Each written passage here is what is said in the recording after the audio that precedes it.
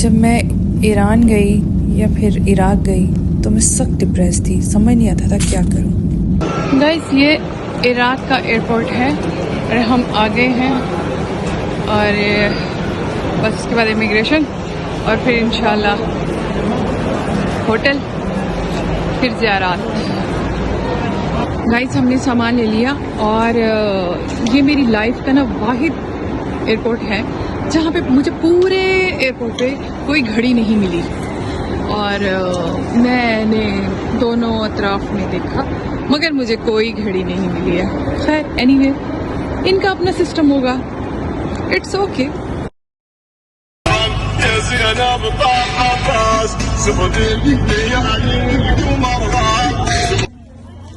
Airport سے جب کربلا کی طرف چلے تو سمجھ ہی نہیں آ رہی تھی کہ میں کہاں جا رہی ہوں، مجھے کہاں جانا ہے۔ کربلا پہنچ کر اپنی آنکھوں پر یقین نہیں آ رہا تھا کہ میں واقعی ہی کربلا پہنچ گئی ہوں۔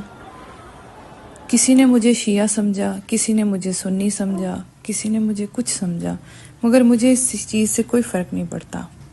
جب میں وہاں پہنچی تو دل کو بہت سکون آیا، اور ایسا لگا کہ زندگی میں کہ شاید میں بھی انسانوں کی لسٹ میں شامل ہوں۔ بس اس کے بعد اللہ تعالیٰ سے یہ دعا کی کہ یا اللہ میں اتنی خوش قسمت ہوں، مجھے نہیں سمجھ آتا تھا کہ یہ میں کہاں آ گئی، کیسے آ گئی، بس جن کا بلاوا تھا ان کے کہنے پہ آ گئی۔ میرے اللہ کا بے حساب شکر ہے کہ اس نے مجھے کربلا میں امام حسین، مولا غازی عباس، حضرت علی ان کی زیارت کروائی۔ مجھے اس وقت اتنی بھی سمجھ نہیں تھی کہ میں نے ویڈیو کیسے بنانی ہے، کس طرح بنانی ہے، موبائل کیسے پکڑنا ہے، یہ اینگل کیسے رکھنا ہے یا کس طرح سے رکھنا ہے، کچھ سمجھ نہیں آیا کیا ہو رہا ہے، اور وہاں پہ بھی سمجھ نہیں آ رہا تھا کہ یہ لوگ کیا کر رہے ہیں۔ خیر اپنے ذہن کے حساب سے جیسے جیسے مجھے جو سمجھ آیا میں ویڈیو بناتی گئی۔ اس کے بعد 40 کیا تھا یہ بھی مجھے نہیں پتہ چلا۔ خیر میں جہاں بھی گئی شکرانے کے نوافل پڑھتی رہی۔ پھر میں حضرت علی کے روضے پر آ گئی۔ وہاں پہنچ کر بھی مجھے اپنی آنکھوں پہ یقین نہیں آ رہا تھا کہ میں حضرت علی کے روضے پر آ گئی ہوں۔ میں خوشی سے کبھی ہنستی تھی، کبھی خوشی سے روتی تھی، مجھے سمجھ نہیں آتا تھا کہ میں کیا کروں۔ خیر اللہ تعالیٰ کا بے حساب شکر ادا کرتی تھی کہ یا اللہ میری خوش قسمتی ہے کہ میں نے یہ جگہ دیکھ لی ہے، الحمدللہ۔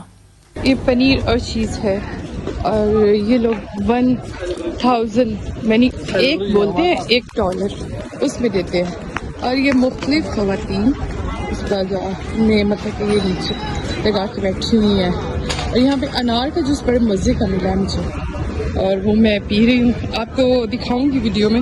یہ انار کا جوس میں اپنی زندگی میں کسی قافلے کے ساتھ پہلی دفعہ گئی تھی۔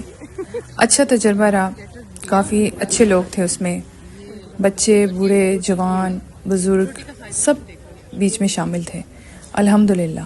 وہاں پہ انہوں نے کھجور کو عجیب طرح میں نے دیکھا کہ درخت کے ساتھ لٹکی ہوئی ہیں کھجوریں، میرے لیے تو عجیب ہی تجربہ۔ سامرا جاتے ہوئے راستے میں ہم نے اس ریسٹورنٹ پہ اسٹے کیا، پھر یہاں پہ کھانا کھایا، کافی اچھا کھانا تھا الحمدللہ، اور کافی اچھا ایکسپیرینس رہا۔ سفر تو انسان زندگی میں بہت سارے کرتا ہے، مگر یہ سفر کچھ عجیب ہی تھا۔ سمجھ نہیں آتا تھا کہ سفر ہو رہا ہے یا خواب دیکھ رہی ہوں۔ اللہ ایسا سفر سب کو کروائے، آمین ثم آمین۔ ہر جگہ جا کر عجیب فیلنگ تھی۔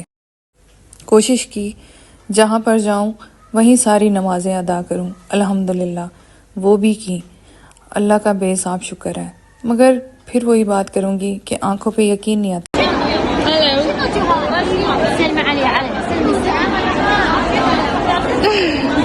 ماشاءاللہ انار کا جوس بن رہا ہے بڑی مشکل سے، باقی فروٹ کا جوس یہ اس طرح بنتا ہے یہاں پہ انار کا جوس۔ مالک کائنات سے دعا ہے میرے سمیت جتنے بھی لوگ وہاں پر آئے نا سب کی دلی خواہش پوری۔ یہ قبرستان میں آئے ہیں ہم، اور یہ دنیا کا سب سے بڑا قبرستان ہے، اور یہاں پر 65,000 نبی کرام دفن ہے۔ باقی بھی آگے چل کے میں آپ کو دکھاتی ہوں۔ یہ ایک میں 2 نبی اکرم جو سامنے نام لکھا رہا ہے دفن ہے. یہ مقام جعفر صادق علیہ السلام ہے اور یہ دنیا کا قدیمی قبرستان ہے اور جہاں تک انسان کی نظر جاتی ہے وہاں تک قبریں ہی قبریں ہیں.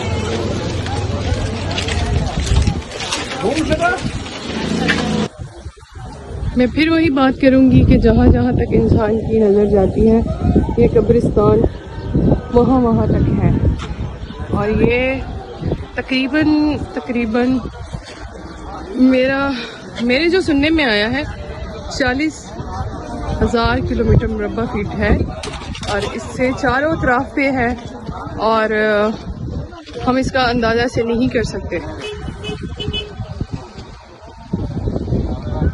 کہ یہ ایک حقیقت ہے کہ جو کہیں بھی مرے گا وہ یہاں پہ اپنی قبر کا صرف نشان بنا دے تو روز محشر یہاں اس قبرستان سے وہ اٹھایا. بس اللہ تعالیٰ ہم سب کی دنیا اور آخرت اچھی کرے.